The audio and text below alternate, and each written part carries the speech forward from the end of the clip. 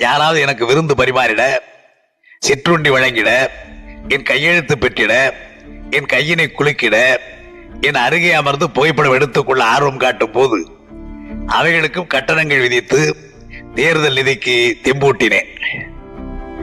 கட்சிக்கு 10 லட்சம் ரூபாய் கொண்டு நிதியை கொடுங்க. யார் முதல்ல கொண்டு கொடுக்குறீங்களா அவங்களுக்கே இல்ல, அவங்க பயன்படுத்துவதற்கு நான் தரேன், அன்பகத்தை பயன்படுத்துவதற்கு நான் அனுமதி தரேன்னு சொன்னார். சரி என்று இந்த போட்டியை நாங்கள் ஏற்றுக்கொண்டோம். அன்றிலிருந்து ஒரு 4-5 மாதத்திற்கு நான் பயணத்தை தொடங்கினேன். தலைவர் மாதிரியே பண்ணேன். கொடியேற்றத்துக்கு காசு 2000, பொதுக்கூட்டத்துக்கு 5000,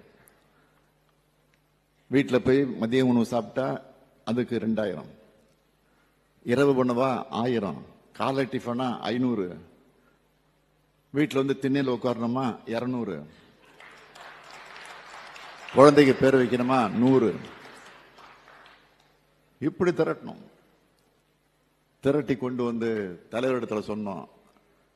தலைவர் கலைஞர் அவர்களை, அண்ணாவிடத்துல 10 லட்சம் சொல்லி 11 லட்சம் கொடுத்தீங்க, இந்தாங்க நான் உங்களிடத்துல 10 லட்சம் சொல்லி இப்ப 11 லட்சம் நாங்க கொடுக்கிறோம் அப்படின்னு கொடுத்தோம். நீ என்ன பண்ண நீங்க கேட்கறது எனக்கு புரியுது. நான் இளைஞரணியின் தலைவராக செயலாளராக 2019ஆம் ஆண்டு தலைவர் அவர்களால் நியமிக்கப்பட்டேன். அதற்கு முன்பு தலைவர் அவர்கள் இளைஞரணி செயலாளராக இருந்தார். உங்களுக்கு தெரியும். தெரு தெருவா போய் கொடியேற்றி 50 ரூபா 100 ரூபான்னு இளைஞரணி வளர்ச்சி நிதி வாங்கி கிட்டத்தட்ட ஒரு 10 கோடி ரூபாய் பிக்சட் டெபாசிட்ல தலைவர் அவர்கள் வச்சிருந்தார்.